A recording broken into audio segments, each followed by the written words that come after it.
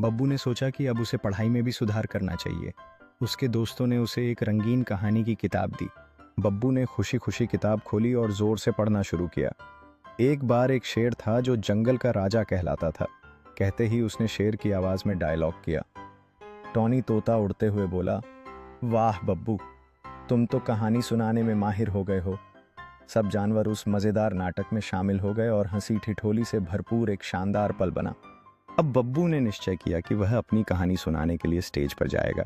उसने अपने दोस्तों को बुलाया और बोला, मैं आज सभी के सामने अपनी कहानी सुनाने जा रहा हूँ। सब जानवर उत्सुकता से उसकी ओर देखने लगे। जब बब्बू ने मंच पर खड़ा होकर अपनी आवाज ऊंची की तो सभी चुप हो गए। कहानी शुरू होती है एक अद्भुत जंगल से, कहकर उसने कहानी का जादू बिखेरा। जानवरों ने एक साथ उसकी हर बात पर ताली बजाई और हंसते खिलखिलाते रहे। बब्बू ने सोचा कि अब उसे पढ़ाई में भी सुधार करना चाहिए। उसके दोस्तों ने उसे एक रंगीन कहानी की किताब दी। बब्बू ने खुशी खुशी किताब खोली और जोर से पढ़ना शुरू किया। एक बार एक शेर था जो जंगल का राजा कहलाता था। कहते ही उसने शेर की आवाज में डायलॉग किया। टॉनी तोता उड़ते हुए बोला, वाह बब्बू, तुम तो कहानी सुनाने में माहिर हो गए हो।